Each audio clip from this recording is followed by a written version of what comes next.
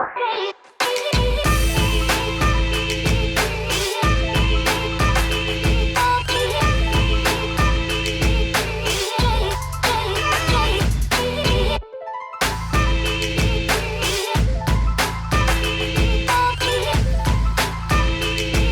have new details on the potential merger locations for the XFL USFL merger lying ahead, plus new name for the league on the horizon? We'll see. We'll discuss as well this and much more on episode 70 of the USFL Podcast, and it starts right now.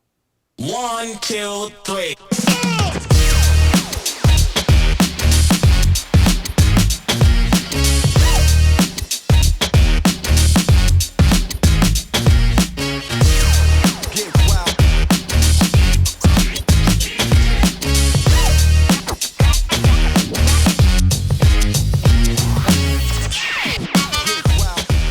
Welcome, everyone, to episode 70 of the USFL Podcast. Zach Kyleman in on the hosting duties for this episode. And, of course, I have to bring in on the opposite chair my good buddy, pal, the man in the ref gear. It is the ref himself on the opposite side, hosting and putting on the PFN hat again. Pro Football Newsroom, your new one-stop shop for exclusive places to go in the spring football or football scene. Just wanted to make sure we're spreading the word, aren't we? Oh, yeah. I mean, we are the leaders in spring football news for a reason, baby.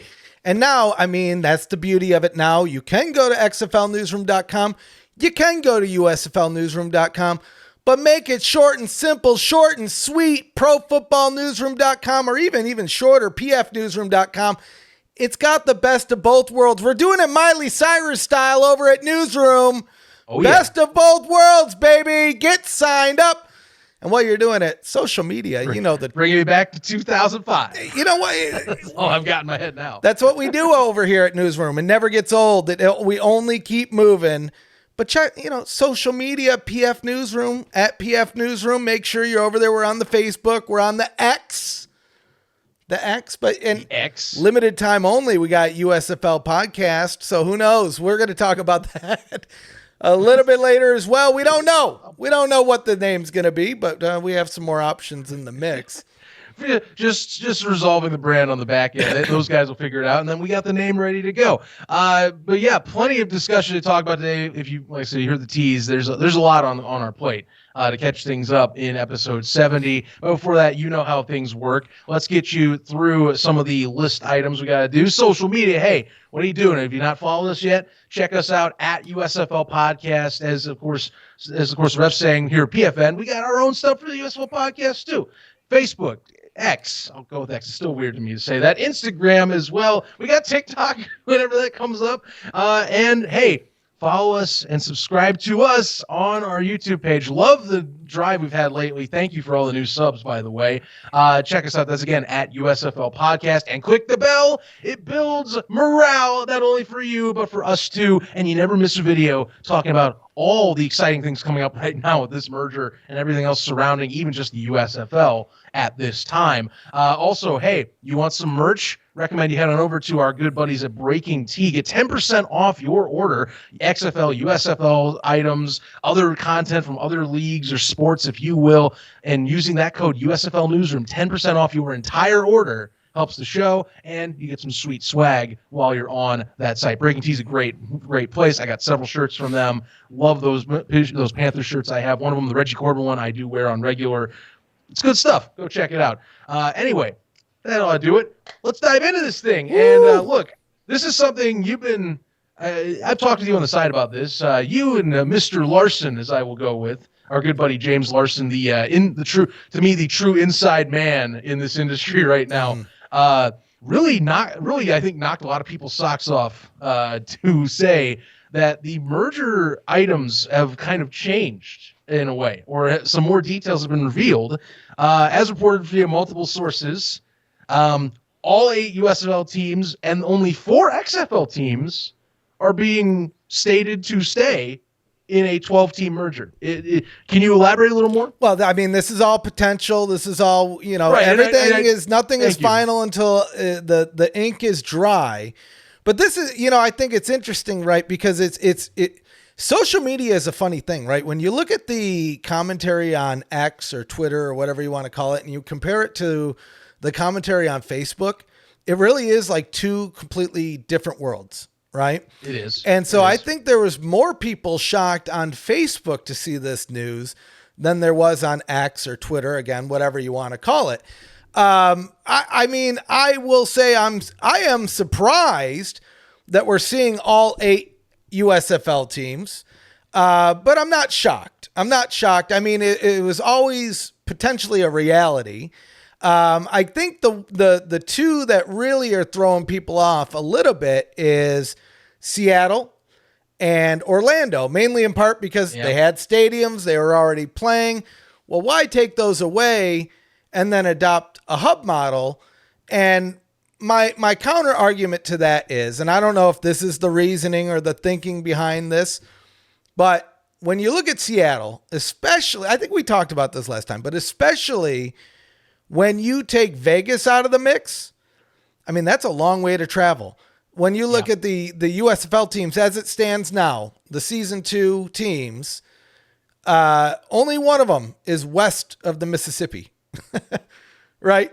So you compare now you're expecting all of those teams plus a couple extra to a few times a year travel all the way to the northwest of the United States with nothing else in between, no stops. So if I were a gambling man, and we all know I am all in, baby, 12-0, maybe even more, I would say, it feels like Seattle is out of the mix, and for those reasons alone. But here's what we got, because I have some questions around this. So I know people are worried.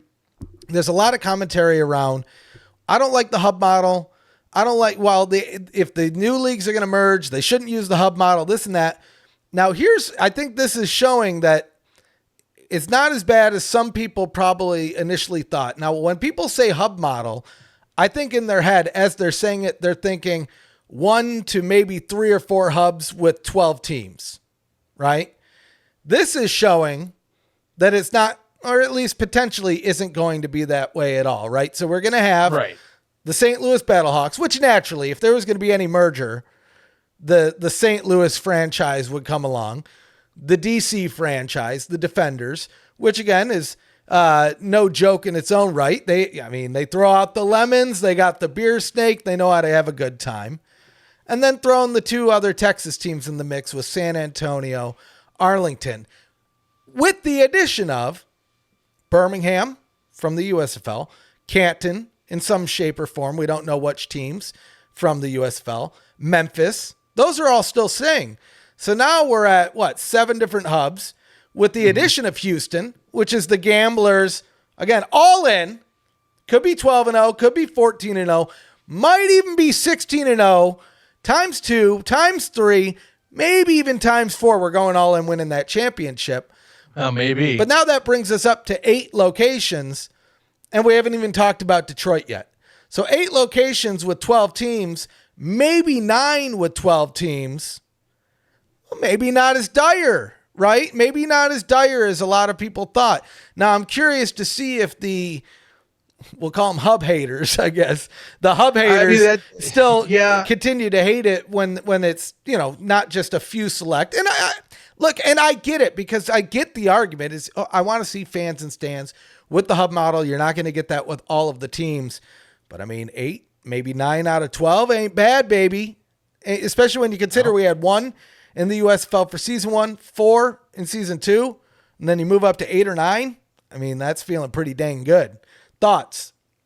Well, okay, I do want to reiterate, because you made a good point. If I misconstrue that as its fact, I am sorry. Just putting that out there. So, yes, this is still, we're waiting to see what the league's got to say. That being said, James, just because I've talked to you enough about this is why I'm saying. James, I know, has been working on this for a good minute now.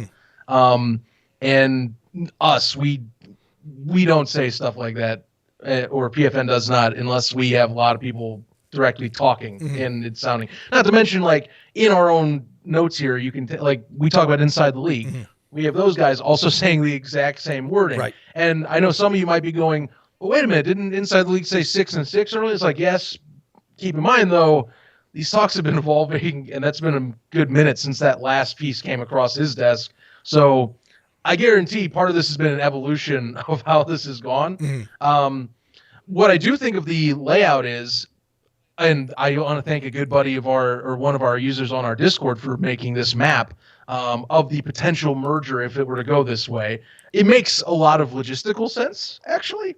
And that's kind of where I'm seeing where all this is coming from, why you drop Seattle, why you drop Orlando. Orlando, it's more to me because it was an underperforming market. I know the argument is, well, they were one-win teams. Like, I get it, but I love arena football, but you can't have an arena football team rival you in attendance. Yeah, no, that's in the bad. same city. That's bad. That's bad. I'm sorry. Like I said, I love the Preds out there, but the Preds should not be the one beating you in attendance on a night. That's just to put out. So anyway, you take that out of the equation, you take the Dragons out of the equation, and the map aligns very nicely to make regional-based divisions that aren't cost hurting in terms of travel. Like, think about Texas.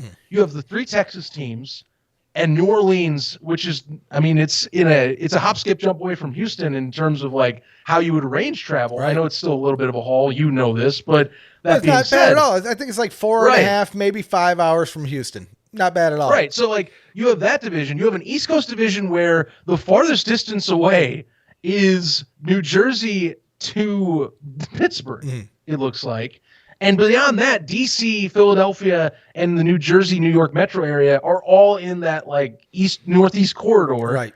Really easy travel, really close to each other, would breed hopefully rivalries and at least more attendance, you would think, if you get locations down, especially if you make a division that way. Again, none of this is confirmed. These are hypotheticals, but I love this hypothetical because then the middle one is the farthest distance. But the farthest distance being from Detroit down to Birmingham, it's still direct north-south connections. Yep.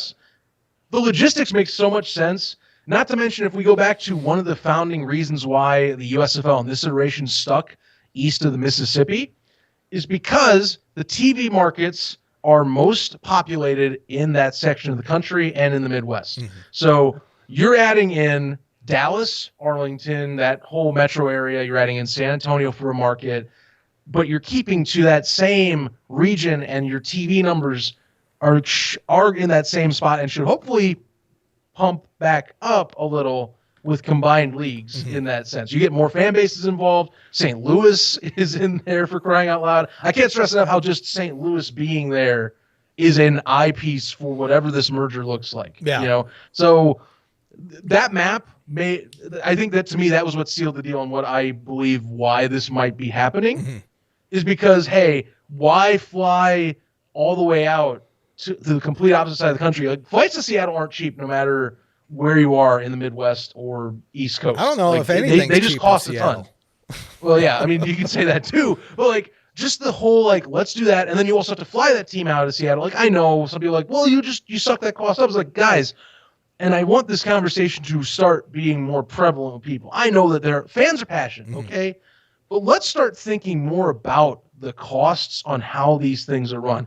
I know we've talked about this on this show for now 2 years, but we really need to start talking on a fan level, like more realistically, how much it costs to run a football league. Yeah. There are a lot of people that, I get it, you don't like hubs. Everyone needs to go to cities. Guys, do you know how much money you need to make on a regular basis? Like, people say, just sell the tickets. And we had someone in our Discord say, well, okay, if I sell 10 to 20,000 tickets a game for $10 to $100 like range every venue, will I make a profit? And I say no. I say no, because we've seen that same scenario in most of our cities in several leagues play out, where you've had 15K or 10K and you still lose money. Right. So we have to start changing some of this discussion, because it's not just tickets. You can't just do tickets. The costs of this stuff is astronomical. Football is arguably the most expensive sport in the United States to run. Right. And I want more people, if you guys share this on the show, or you hear this and you want to share this to your buddies, listen up. This is a thing. This is why the hubs have made most sense. And this is why Fox keeps saying year over year, it's 2 years in a row now, they have been reported on Axios, on other places, that they turned a profit off this league. Why do you think they did that? Exactly right. And this is the reason that we're seeing not only season 1 go through, we saw season 2 go through, and now we're seeing us head to a season 3, potentially bigger and better than ever before, maybe under a new name. Maybe it'll technically be a season 1, which I'll say it again. I really wanted to, just season 3. Oh, come on, sign us up. I will tell you one thing that will be a 3, Spring Stock 3. You can call it, I mean, it don't matter what merges. It's still Spring Stock 3, baby. It's going to be so much fun, guys. I just want you to know, anybody that's out there, and hey, for all the XFL fans that might be tuning into this show for the first time, boy, oh boy, oh boy, oh boy, oh boy, wait till you hear more about Spring Stock 3. It's the biggest party of the spring. We're going to make it bigger, better than ever before. And now we even have potentially some more locations to think about going all in, if you will. We'll have to see how everything lines up. All the teas. Yeah. Well, I'm just going to say that great little end tease. But yes, we are keeping an eye on that situation.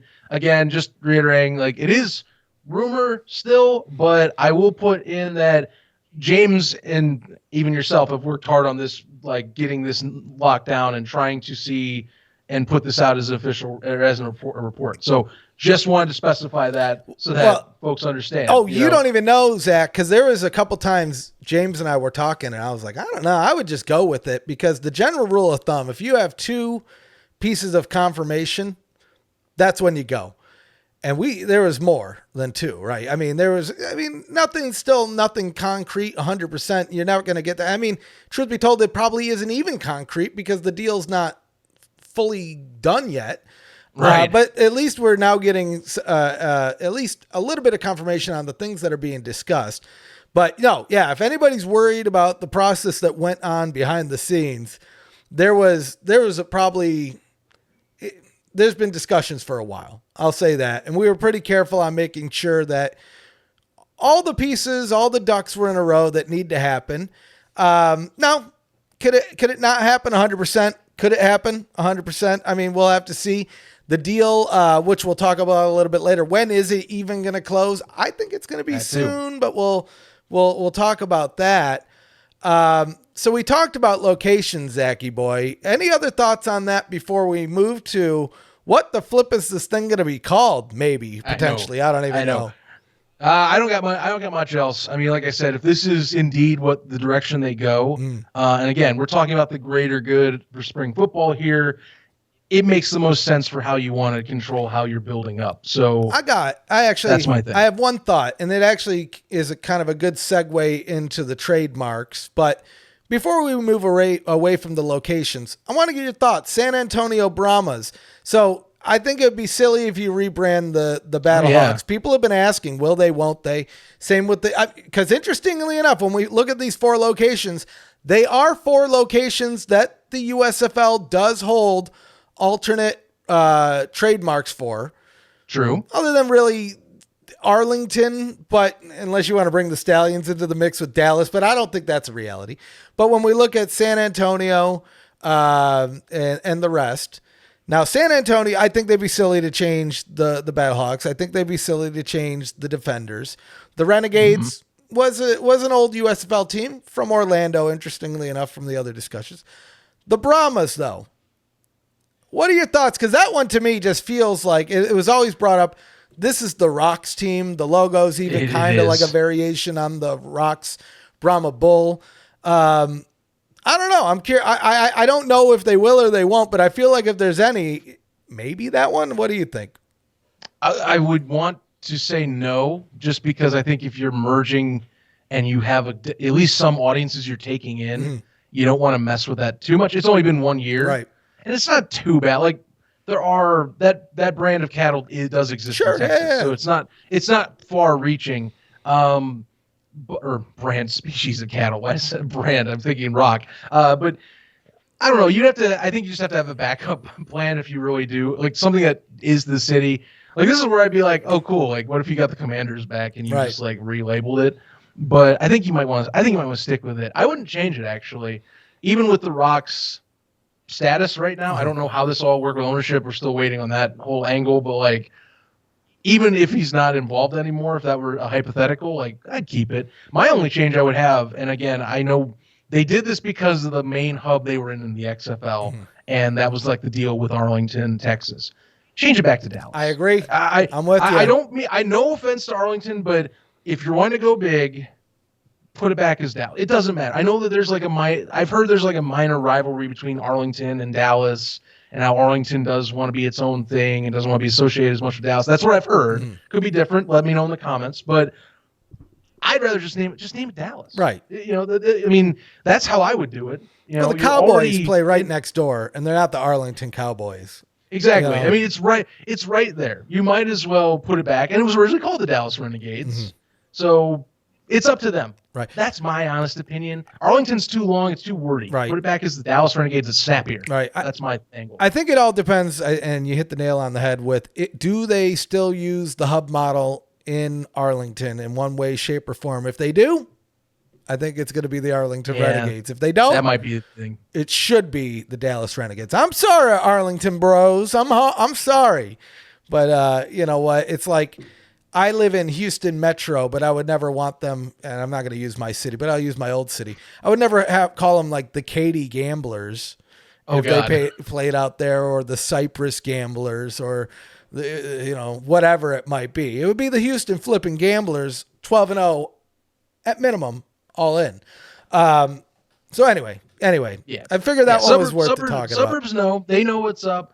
But hey, that's going to be figured out. That's like my one change. Brahmas can stay. I think it's a solid looking brand, and it makes enough sense with what the area is involved in. And it's good fans. There's good super fans. We don't want to change those guys up, but that'll be brought up hopefully soon. And I agree from what you and I talked. I'm also feeling confident it's got to be coming in the near future. We'll speculate a little more later on about that. Meanwhile, though, we got something else to really touch on, and something we're more catching up on. It's been a little bit now since this came out, but the XFL did register trademarks by itself. So remember, the USFL registered NSFL, National Spring Football League. Those two separate, the acronym and the naming, more recently. The XFL came back around, and now they have registered UFL, or United Football League. Now, some of you that are spring football fanatics are going to hit the pause button and go, what is this, 2009? Because the UFL did exist from 2009 to 2012. It was a fall league. It actually wasn't even spring. We have to call it alternative, but it ran in the fall. It was trying to be essentially a league that kind of was that step down, but you could like bring people up mid-season in the NFL. There's a few people in the football industry that believe fall alternative leagues work. I disagree with those people, but that's okay. And it existed for 3 years, closed shop in 2012, and now, according to Josh Gerben, who's a very popular IP lawyer that we see on X that does a lot of this coverage, he's been on top of these XFL, USFL trademarks. He has put in and commented that, quote, the filings are made in a way that suggests that this is likely the name of the merged XFL and USFL. So, what are your thoughts here? And I'll put in real quick. UFL to me, like that's one of my thoughts. The other thought is there's a scam league out there called the UFL that is taking all this old stuff, and that's where I'm like, you have this guy running around scamming local communities, and that's the name he's running with. See, that's what I was going to go in with. I'm like, man, they could go out and register the National Gridiron League next. I mean, sign us up. I would now. I'd have to sit in the corner and process that a little bit. I kid. Now, I will say this, because this is, interestingly enough, this is a trademark that Vince McMahon had registered way back in 2018 when he first started exploring getting back in the football game before he ultimately decided on using the XFL. That trademark had been dead for a few years, funny enough. The new XFL ownership group, as they head into the mergers, they picked it up. So I'll say this. I'll be honest. I was a fan of that name back when it was originally registered. I liked the idea of it. It is a shame that there was a scam league kind of trotting out there with that name with, well, probably not the logo that they would eventually use, but different logo, a variation of it. And the thing is though, and I'll always bring up the thing that Seth Lessons said to us at the first summer stock. We're crazies. We look at this stuff all day, every tweet, every X post, whatever, Facebook post, every search result. We're looking at it. We're reading it. We're dissecting it. We know the ins and outs. Now, I'm going to say Grandma Kyleman, she probably wouldn't even know what a UFL was, that it ever existed, so I'm less worried about that. Now Gerben comes in here to say that it was trademarked in a way that it seems like it's going to be used. And I don't want to say that it's not. I feel like, though, regardless if it is used, is not used, I think it's the same reason we're seeing this registered, for the same reason that Fox registered the National Spring Football League, is both of these companies are trying to lock everything down. Every potential name that ties back to them, every old asset, as we've seen over the summer or even prior to the summer with Fox registering the Dallas Stallions and all of these other names that are getting people very worried, which they shouldn't be. I don't know. Don't kill me if I am.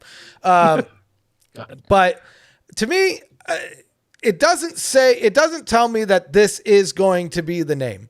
Now, if you ask anybody behind the scenes, you know what they're going to say, Zach? I don't know. Please tell me if you find out. That's what they're going to tell you, Zach. They're going to say, because nobody knows. Like, here's the thing with mergers, and this is why. Again, I'm amazed that we even have this much to talk about in the midst of these companies coming together.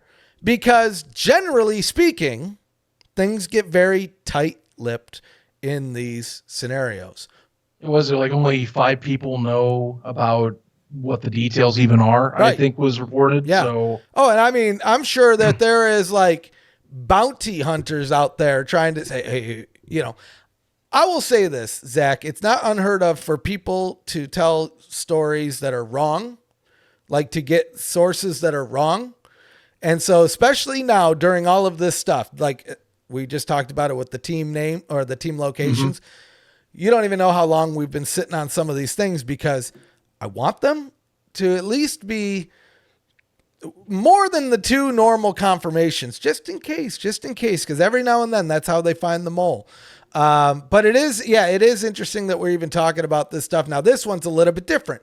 It had to be registered, so that's publicly out there. I'll say this. I won't be angry if they use the name. I'm still a proponent of 2 names, the USFL and the BBL, Big Beautiful League, for you and me to enjoy, baby. Let's get signed up on some BBL. But those are my 2 name choices. But if they use the UFL, I'm not going to be angry at it. If they use the NSFL, I'm not going to be angry at it. But I mean, even if they use the XFL, and I know some fans are going to kill me for this one, Zach. I would almost rather that, just so it's a continuation. To me, it should be USFL. I could see them using USFL and XFL for the divisions, but then it gets a little weird with the divisions too, because then how do you do like Houston, unless they're like, I mean, you could do an NFL style where they're not even regional division. I don't know. We're not going to go there yet. We're not getting crazy yet. But anyway. I mean, we're getting it, like, honestly, the way that the proposed one, or at least one that was hypothetically made for our Discord, was made, you'd almost have to think of it as like baseball, right? Because that's three different divisions in there. They call them conferences, of course. Yeah. But that being said, you'd figure out the details as you go.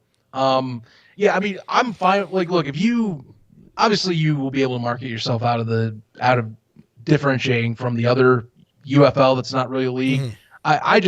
That's more my thing. It's like a personal thing, because like I've dealt with trying to cover that league before, and that has ruined people's lives or messed with people's like actual tryouts for football. So that being said, you could get the marketing. Like, you definitely could differentiate. Do I prefer it? I'm on the fence. I mean, it really depends how you make the brand look and all that. I've seen some people goofily take the S out of the USFL. I think that's what it'll be. Together. I think to me, and again, I'm a marketing guy. To me, the marketing plan writes itself. The United States Football League is now the United Football League. Welcome the XFL. I mean, I'm telling you, I feel, and I hope this isn't their plan, because it feels like it might be. Sorry. But anyway, they're going to do a much better job visualizing it and doing all sorts of other cool posts around it. But to me, I feel like the marketing plan is written. I wish, please, guys, you know what? Actually, here's the time. Hire me. I want to go work on your marketing team during this. I have years, decades, at least a decade worth of mergers and acquisitions and growing brands. I built a brand, helped build a brand. I didn't do it single-handedly. Helped build a brand from 6,000 people to over 450 people. Come on, Fox, baby. Let's get signed up because this is a project that I want to be a part of. Now that I'm done shilling myself, I just, you know what? It could be called anything. I'm just going to be happy that it's another year that we have spring football and potentially in its biggest form that most of the fans, I'll say, have seen in their lifetimes. I mean, the old USFL was around when I was a little teeny tiny lad, little baby. But I know most of our fans aren't as old as I am. For instance, you, Zach, you are not. This will be the biggest spring football league. This will easily be the largest I've ever seen in my lifetime, which is great. That's one of the next steps is people have been saying, get to double digits. Well, hey, if it makes it more stable for us and we get to 12, that's more credibility. And again, it keeps, one other important aspect, people don't talk about this enough. It keeps helping the stigma of spring football stack the years, keep showing you are around. Less people that are casual NFL guys will keep pounding down on you because they can't if you keep showing yourself as a successful business. So that's the big go of this whole thing. What just jumped into my head here as we were talking about this, and I don't know if anybody's really talked about this yet. If this happens, this new league will have more teams than the CFL. It will. That's crazy. The CFL, and that's kind of wild to think about, And I know it's Canada. It's a little different, like city wise, and kind of how the populations are. But that is kind of nuts to think that this would be at double digits before the Canadian Football League. Insane, kind of crazy when you get to think about it. Right. But you know what? New name, new locations, or however you want to look at it. This is big stuff. But now, Zach, it's been a while since we jumped in the speculation zone. You wanna kick off the intro to that bad boy? I think it's time to kick off the intro. This is the speculation zone. Let's dive in. Welcome, everybody, into the speculation zone. It's been a minute, but we have an official one for you this time on episode 70. And kind of hinted at already, but let's have a little bit more of a deep dive. Look, everyone wants to know, when will the merger close? So let's talk about this.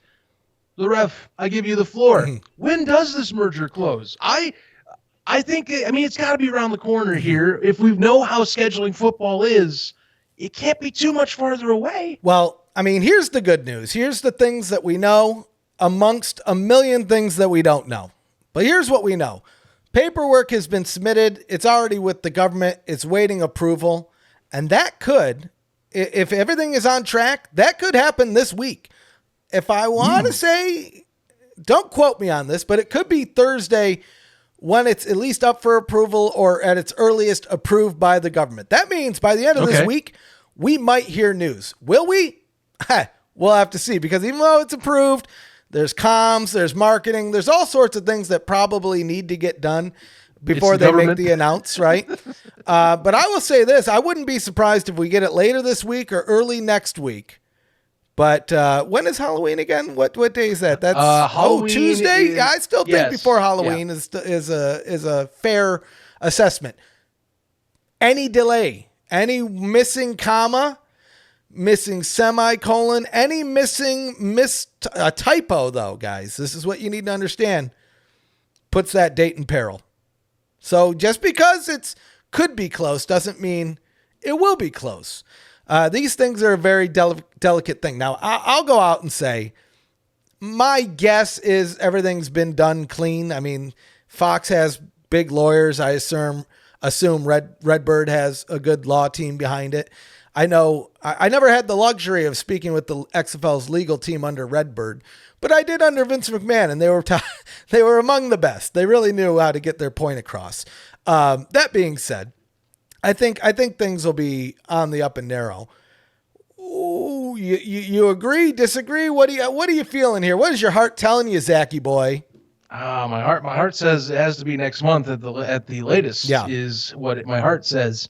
I do think that if we already have, and again, this has been already put out there that the paperwork's been sent in, government filings, yada yada yada. We're dealing with that now. It's up to the folks in the up in Washington to discuss, or wherever the local branch is, for wherever they got to go. But that being said, it's got to be. I mean, I'm pinning no later than like mid-November, before Thanksgiving. Yeah. I've got it before Thanksgiving. You get something out here because again, we've talked.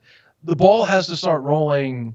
Like, I know we're all like, both sides are still playing the card of running. It's official. Keep running official business until we tell you otherwise. But you got to tell your employees what's going on sooner rather than later.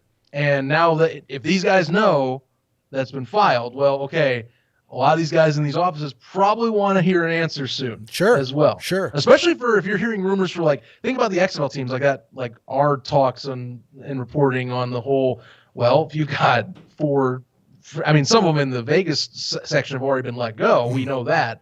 But if you got like folks in Seattle that need to figure this out, or folks that in Orlando, like, that's got to be pretty quick. Like, for the sake of those guys. So, before Thanksgiving, it has to be before Thanksgiving, I would think, and not just for that. Scheduling this, getting other items done. There's been, you still have talks about like Detroit. What's up with the Detroit talks with their stadium? There's been rumors about New Orleans that some folks locally have been saying they want to have happen, but I don't know how far that goes along. And I think the merger kind of stalls a few of those items out, because until you know what's going on, I imagine stadiums think this too. They want, okay, well, what's the path here? We need. Well, you kind of need to know, because is it a 10-week schedule? Is it a 12-week schedule? Is right. Well, and availability dates do matter. So some of those representatives or those GMs of those arenas are probably going, well, yeah, we can keep talking, but if you're merging, like, hey, you might want to get through that first before we start talking availability, because that's going to affect how you schedule out like flights and where you go and who has what, because you're talking 4 new venues added to a league. And so you have to balance 4 additional venues and schedules those venues have compared to the original 3. And again, this is in the rumored merger. I'm putting this out. Like, that's at least 7 stadiums that were last year, maybe 8 if you consider New Orleans. Plus, if there's even more, I have no idea about the others, but that's a lot to talk. Right. So it's got to be before Thanksgiving. You have to start talking and getting scheduling and all that set up and moving the ball for that. But I'm with you. I mean, if they've already filed it away, I'm thinking it's within 14 days. Yeah. Really. Yeah. I think it's soon. I will say this, because I just me selfishly, I know we got lucky. Wasn't the draft on your birthday one year or something, or the team names or something? It was jerseys. I want to say maybe? yes. There's something big that we joked about it on the podcast, and then it happened. We're like, oh my God, look at that. What? I'll say this, guys. If it doesn't happen by Halloween, take your time. Drop it the Friday before Thanksgiving. Do you want to know why, Zachy boy? What do you got before that? It's my 40th birthday. Sign me up. Give me that present. Give me my Houston Gamblers and a big, beautiful league for me and you to enjoy. Sign us up. But if not, I mean, give me an early present. I'll be signed up on that as well, because all I can think about, to me, there is no blinders of USFL. There is no blinders of XFL. To me, it's, wow, we're going to get a spring football league with more than 8 teams. Holy smokes. When we first started covering this almost 6 years ago at this point, it's always been 8, always been 8, always been 8. And time again, even that was too much. And now we're going into a theoretical year 3, the XFL's year 2, with a big, beautiful league. Papa feeling good. Papa's feeling happy. Papa's feeling signed up, having a good time. Yeah, it's got to be around. It's around the corner. Like, next month, November is going to be busy for that. Actually, it's going to be a pretty busy month for football announcements in general, because like arena football, supposedly the AFL is going to have like a ton of their stuff finally released in November. That I keep getting told from folks I know. They're like, oh, November's going to be a big month for them. So like, alternative football is going to have a massive month coming up if not the mergers talk before the end of the month in October here. So a lot around the corner. I can't wait. But yeah, sooner rather than later would be great. Well, here's even something. And he's probably would appreciate that too. Yeah. Well, the league would as well. Here's even something else to throw into the mix on that. Right? Is everything is business as usual, but the XFL up until just recently or last weekend or last week, they've been hosting these showcase events. Those are now officially done for the year, right? So when we look at business as usual, get the things that you need to work on, that you've promised on. Because, I mean, realistically, I don't know. Would that showcase happen if the deal closed earlier? Maybe, maybe not. And that's not a good look, right? So to me, it feels like all of the major pieces are kind of wrapped up, other than the pieces that directly impact what this merger could be, the locations, the names, I'm sure there's a little bit of money involved somewhere that I've heard nothing about. I don't know what this deal actually looks like from the, from an outsider looking in. But to me, now that those events are out of the way, they've already delayed the draft that was supposed to happen in October to an unspecified date in November. It could be around the 15th to the 17th, interestingly enough. We'll see. I mean, they could still use it as like a supplement. Who knows? I'm not going to really. I know we're in the speculation zone, but now we're like so far off on what it could be. Honestly, the only thing I could think they would do with that is this is again a perfect speculation topic. Like if you do have that supplemental draft, screw that. It's a what do they call them for expansion teams in like the NFL or NHL or NBA? Well, like an expansion draft, kind of. An expansion draft. Yeah. That's what you would be. You would, because I think one of the topics that hasn't been talked about enough, and at least in this theoretical or what is being sounded like heavily rumored 12-team setup, is you have at least four rosters. Well, you have 4 rosters of displaced contracts.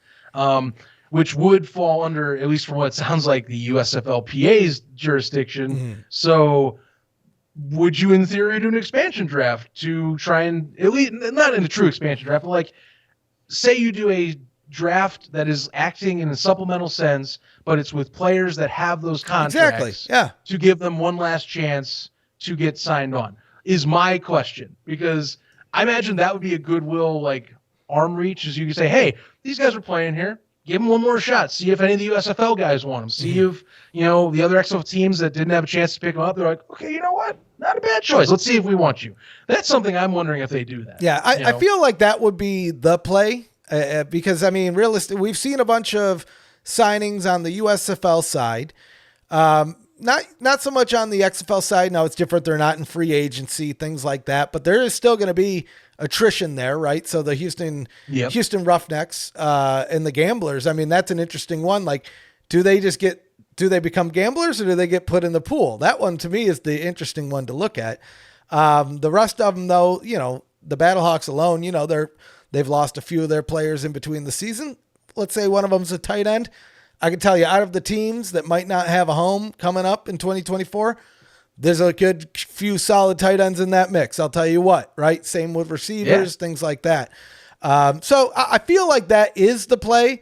Again, purely speculation. We don't know, but if I were behind the scenes, it makes more sense to me than to pick from a pool of players that are already technically signed than pick up new players to sign. That just seems silly to me. Right now, there's exceptions in there. Maybe there's players that get put into the pool that didn't play for either league last year. Maybe that's a possibility as well. And it's kind of a mixture. We'll have to see. But I'll be curious if they fit that November timeline, because I might have one hell of a birthday stream. I'll tell you what, draft and birthday stream, sign me up all day and night. Be a big W for you. Yeah. Well, huge W. It'll just be fun. I like a good draft stream. And hopefully they do it in the daytime. We'll figure something out. But, the details, they're coming fast and furious. What kind of sorted? They're not even full details all the way, but little bits and pieces of small bits and pieces of details are coming out fast and furious. And hopefully, if the speculation zone tunes right, we should know soon, at least sooner rather than later. And I'll tell you this, Zachy boy, if it does happen this week, if it does happen like Thursday or Friday, we're getting back on this thing. We're recording again through hell or high water, and we are reacting to it. So again, folks, make sure you're subscribed. USFL Podcast, maybe a limited time only. Maybe it'll be the BBL Podcast coming up. We will have to wait and see. But until then, go follow us at USFL Podcast. Make sure you subscribe down YouTube. Click the flippin' bell. It builds morale. Man. We're having a good time, and we're only going up from here. Woo, man, oh man. What else we got on the docket? Yeah, I would say we got some more stuff. Trust me, big episode today. One thing that just came across the news desk just before we got recording. Todd Haley is out as the Memphis Showboats head coach. Yeah.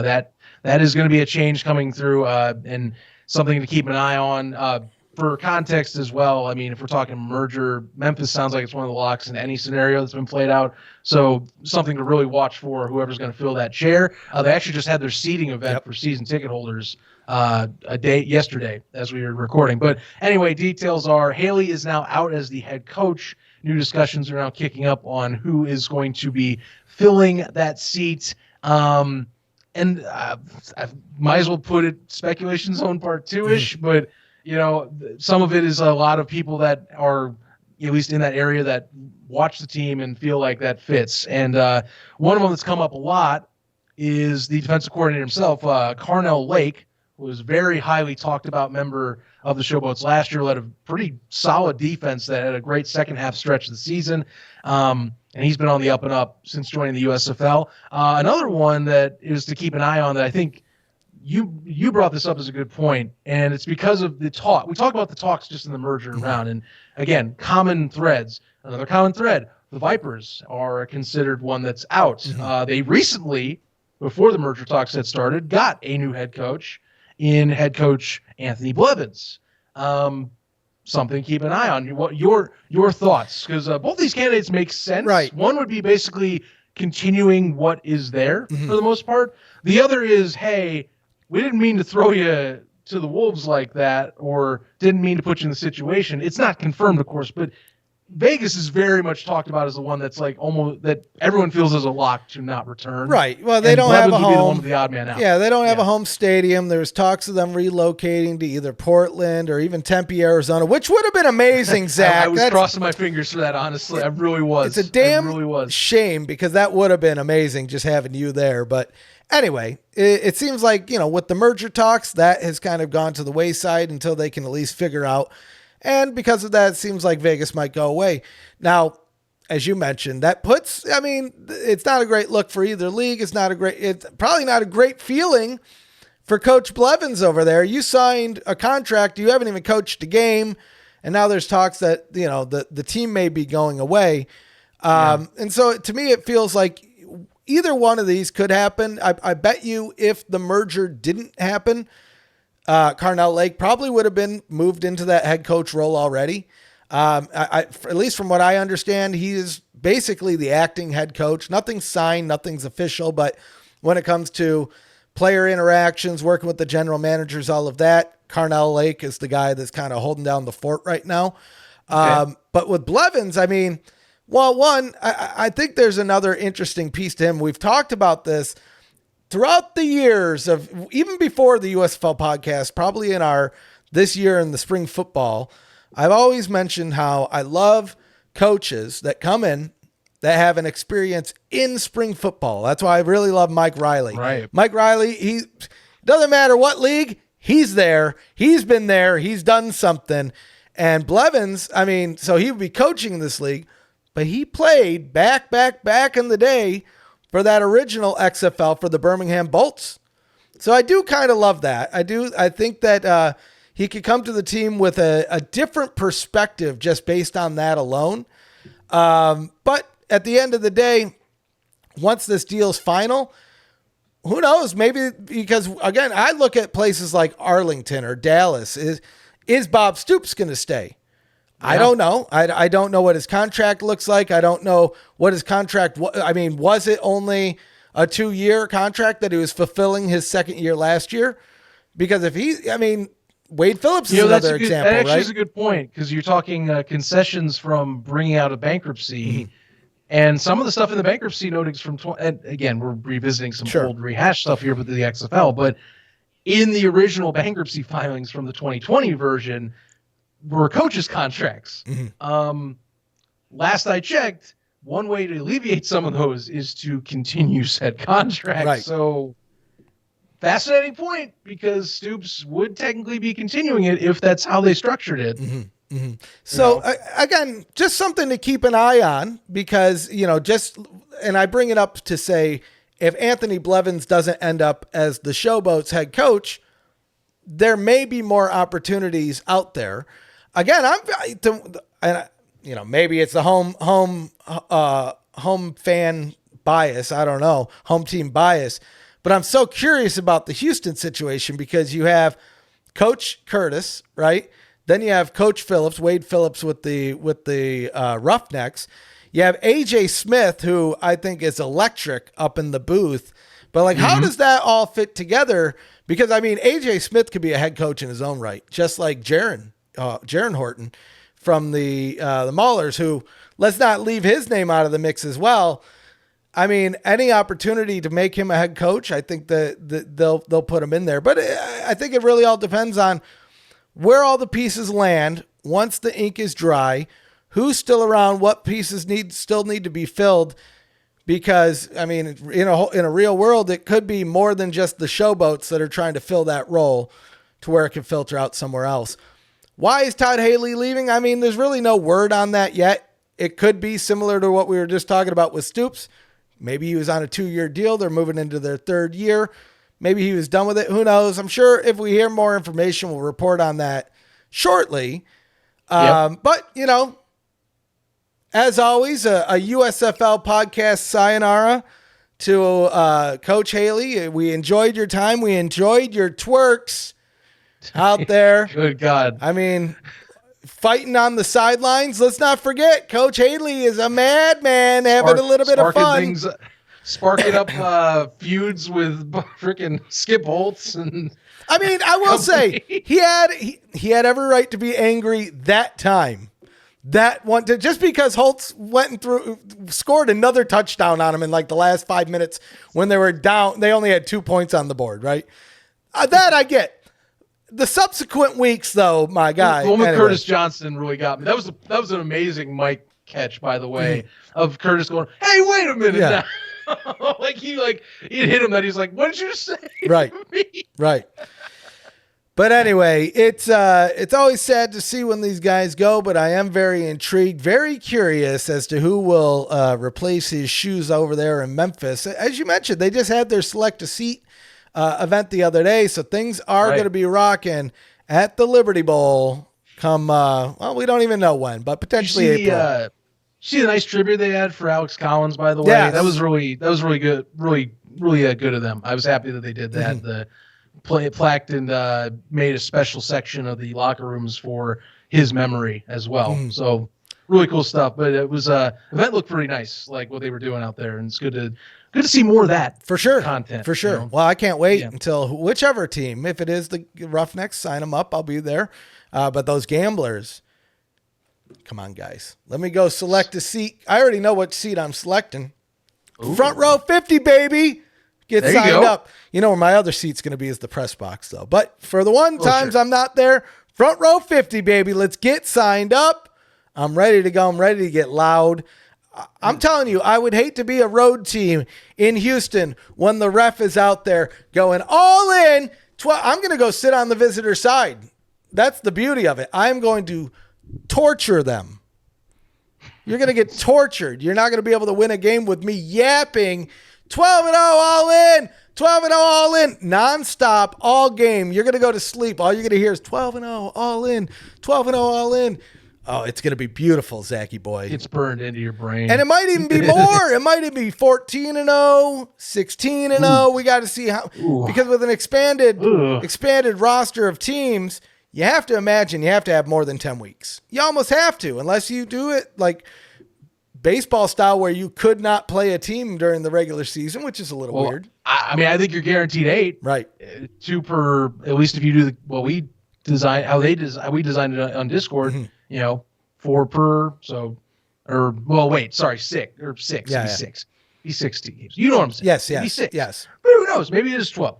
There's possibilities. A lot of stuff still to come out into the light that we need to see. Last thing we want to do before we leave. This is from our PFN guys here to another. Congrats to our good friend and colleague Michael Lathrop over at Player 54 Podcast. 100 episodes, by the way. That is a huge deal for any podcast to reach that. And he's had some excellent content, great interviews, great insights into the XFL side of things for Pro Football Newsroom, XFL Newsroom.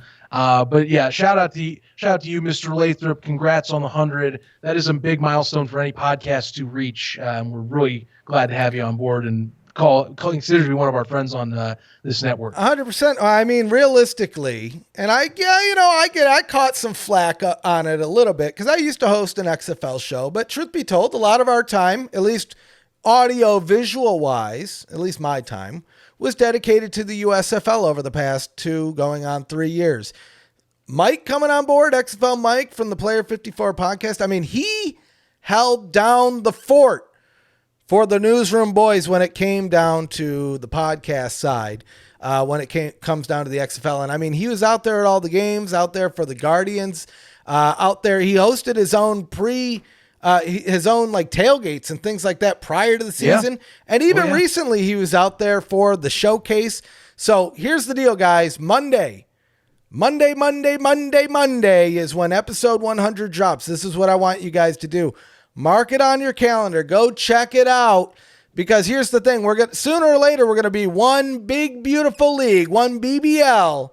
And you're going to want to get used to this Player 54 podcast because he's still going to be in the mix one way or the other, covering it in one big, beautiful newsroom family. So make sure you follow him, Player 54 Podcast over on X, Facebook. Do all the things, all of your, and here's the thing. You can find them on any audio platform, whether it's Spreaker or iTunes or I don't even know what the Spotify. They're there. It's all of them. You name it. It's all of them. So sign them up. Go check it out. Let them know that we sent you. And I mean, sign you up, Mike. I mean, like you said, Zach, 100 episodes. We're just at episode 70 here. Right. I think we've been doing it longer, and he's beat us in episodes. So, I mean, it takes a lot of dedication and hard work to get there. And, I mean, he's probably one of the best when it comes down to doing it as well. I mean, he's got such a flipping good radio voice. When you compare it to me, who I'm just a loudmouth madman, he kind of brings it in and tells you in a nice, calm, concise, informative way. But yeah, from newsroom to newsroom, congrats on 100 episodes. Absolutely. Yeah, Mike, can't wait to see episode or get 100 and check that out. But yeah, go check him out here again. Player 54 Podcast. Again, favorite podcast platforms. Same deal. Player 54 for social media. Which I know he's on X and on Facebook is that. I do need to double check if he's on Instagram. I'm not 100%, but you can at least check it out on those platforms and keep up with him and any of the other amazing folks on the PFN platform too. The X Fan Show. We got that as well. We might have another one coming up here soon. As we were talking coming into the show for a new colleague that just joined, and we're trying to get that all sorted out. So stay tuned. Some more exciting media pieces you're going to want to see, besides, of course, the great reporting that is on Pro Football Newsroom's collection of sites anyhow. So stay tuned with us. And again, follow us on social for, at least the USFL Podcast, PFN as well. Facebook, Instagram, the X. We're on all of it for both of those. You don't want to miss that. And especially for the USFL Podcast, subscribe, click the bell down here. It builds morale. Love seeing all the new subs lately. Let's keep on pounding it at. Remember, once we hit 5,000 subs, I don't care what merger it comes out. A custom jersey from whatever shop it is of your choice will be yours once we hit 5K. We are on our way, and thanks to you for helping us grow this fabulous show. Anything else you'd like to say before we leave? I don't think so. I think that was it. I'm just looking forward to another big, beautiful week, and hopefully with that next episode, we'll have a new, big, beautiful league to talk about. That's all I got, buddy. And I'm projecting the same thing for episode 71, unless something else does come up, of course, that maybe is just as big. So keep in touch. Follow us on our socials again. Catch us on the other side. Subscribe and hit the bell to build morale and to never miss an episode. And for my partner and great friend here, the ref, I am Zach Comel saying so long. See you for episode 71 and more merger talks and fun times around the corner.